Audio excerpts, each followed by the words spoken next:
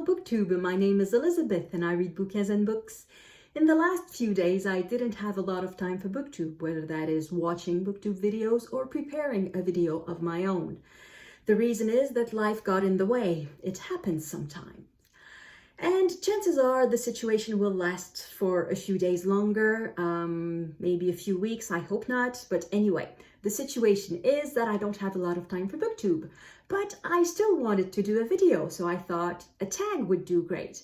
And this morning I saw Michael K. Vaughan's video, and he was also a bit pressed for time, so he did a quick tag, and that tag is the rapid fire tag. It was created by Camilla from the channel Girl Reading, and as the title says, it's just a bunch of rapid fire questions, so that's perfect for me today.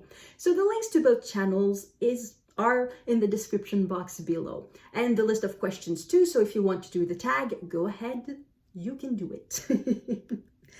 So here we go. Ebooks or physical books? Physical books. Paperback or hardback? Paperback. They're so much less expensive and you can carry them around and you can fit more on a single shelf. Online or in-store shopping? In-store, so much more fun, so much more agreeable. And mainly is that the browsing depends entirely on you and doesn't depend on some sort of algorithm made somewhere, who knows where, in China or in Silicon Valley or anyway, bookstore shopping, so much more fun. Trilogies or series? Standalones? I suppose I would go with series, but if it's a series, you don't have to read in order. For example, Discworld, it's a series, but you don't have to read the books in order. Same thing if you go back to the 19th century, the Human Comedy by Balzac, you don't have to read the books in a series. They're all a bunch of standalone books. So in that sense, I would prefer a series to a trilogy, but I prefer standalones. Anyway, heroes or villains? Heroes! Who wants to read about villains? A book you want everyone to read. Okay, that would need preparation. A book I want everyone to read. Well, okay, I'm still going to toot the horn of a Tin Flute, not a Tin Flute, The Tin Flute by Gabrielle Roy. It's one of my favorite books, and yes, I think it would be nice if more people read it. I don't mean to impose it to people who don't like this sort of books, which is a general fiction book, but yeah, more people should read it. Next question, recommend an underrated book. Oh, that too requires preparation. Well, I suppose the Tin Flute could count too, but it's not underrated where I come from. Everybody loves, well, not everybody loves it because it's often mandatory reading in school. So for that reason, a lot of people don't like it, but it's certainly not underrated. It's appreciated to its value. An underrated book, and I can't, there are no books in this room. Well, just unread books. I don't know. Underrated books. Oh, I know. It's a series. It's an entire series that I read in French, and only a few of them are translated in English. Only the first 2 or 3, I think, are translated in English. And I don't know why, because I suppose it's underrated in English. It's a wonderful series. It's a mystery series set in 18th century France. And it starts at the end of the reign of Louis XV, so in the 1750s. And originally the author wanted to take the series all the way through to Napoleon. So there would have been a book every couple of years, well, set every couple of years. And he would have taken us in 25 books to Napoleon. Unfortunately, the author died. But I don't know the title in English. I will look for it and it will be in the description box below. And the author is Jean-François Parrot and the hero is Nicolas Le Floch. So it's a mystery series set in Paris in 18th century. It's really underrated in English. In French, it's very famous, but in English, apparently, it's not a success. The last book you finished. The last book I finished was, it's there. A Death in the Rainforest by Don Kulik. It's the author is a linguist, anthropologist, something like that, who went to Papua New Guinea to document a language that was dying. So this is part memoir, part travel, part anthropology, part linguistics. It's very interesting. I really enjoyed this book. Next a question. This is supposed to be rapid fire, but I'm losing my place.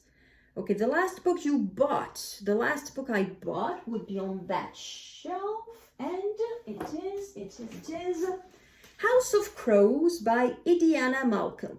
Okay, why did I buy that book? Oh, I bought that book because I was at a charming little bookstore that was called, it's still called, Octopus Books. It's a teeny tiny bookstore, local bookstore in the Glebe in Ottawa, and I wanted to support the bookstore because I happened to be around and I thought, okay, I'm going to support them. And I just browsed what they had and I found this book that looked interesting.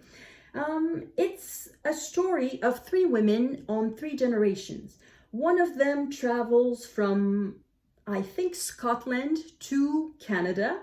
And then there's the second generation, which is, I guess, her daughter probably, and then probably the granddaughter. And they are in Canada, in Victoria, on the west coast of Canada. So it sounded interesting. So that's the last book I bought. Next a question. Weirdest thing you've used as a bookmark? A shoe. It's not a permanent bookmark, but it happens once in a while when I have clean shoes on and that I just want to hold my page, and for some reason I have nothing around. I have used a shoe. It's really temporary. It's just the time that I get another bookmark. Used books, yes or no? If they are in good conditions, if they smell, if they are moldy, if they are underlined, then it's a big fat no for me. I like new books. Top 3 favorite genres. Okay, I won't think too much. Well, nonfiction, is that a genre? Well, I suppose within nonfiction, I would say history nonfiction. And then again, is that a genre? Classics, books written a long time ago, at least 100 years ago. I like those. And third, mysteries, historical mysteries. There we go. Borrow or buy?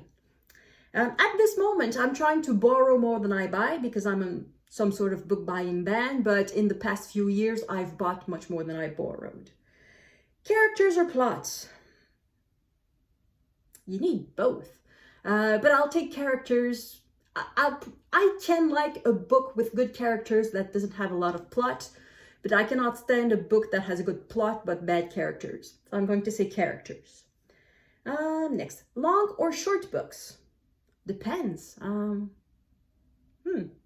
At the moment, I would say short books, but I've read a bunch of long books, so I don't really mind either way.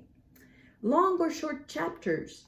I think short chapters are easier to read and they pull us in the story. They sort of make us read faster. So I'm going to go for short chapters. Name the first 3 books you think of. The Three Musketeers, Pride and Prejudice, War and Peace. There we go. Books that made you laugh or cry. Laugh. Well, books that made me laugh. P.G. Wodehouse, always funny. Bill Bryson, always funny. Books that made me cry. Well, the worst ones, the ones that I cried the most, are memoirs by survivors of the Shoah. They will make you cry. For example, If It Is a Man by Primo Levi. I've read another one, I don't know the title in English, by Martin Gray. I will leave it in the description box below if it's translated, and if it's not, I'll leave the title in French and mention that it's not translated, but I think it was. And yeah, these types of books, I cry a lot. Next a question. Our world or fictional worlds? Our world, which is why I like nonfiction. Audiobooks, yes or no? Rarely, I would say.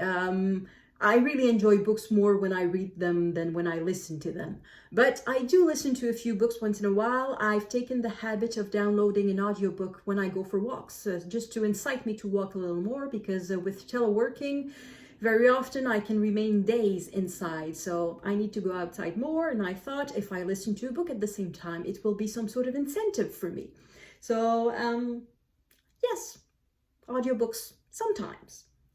Do you ever judge a book by its cover? The front cover, never. The back cover, all the time, always. I will be attracted to a book because of its cover, and then I will pick it up and I will look at the back cover, and everything will depend on if I like the back cover or not. I often buy books after just reading the back cover, not even trying the first page or some page in the middle. And this is mainly how I discover new books. It's by reading the back cover. Book to movie or book to TV adaptations. I think book to TV are more faithful because you can add more details. So I will say book to TV adaptations. A movie or TV show you preferred to its book. Forrest Gump. The book is horrible. I don't even remember who wrote it, but the book is really, really bad. But the movie's good. So Forrest Gump. Series or standalones? Thank you, standalones. Standalones. And that is it. That is the end of the rapid fire tag. So if you're pressed for time and you need a quick tag, please consider yourself tagged. Thank you everyone for watching. I will see you in the next video. À la prochaine.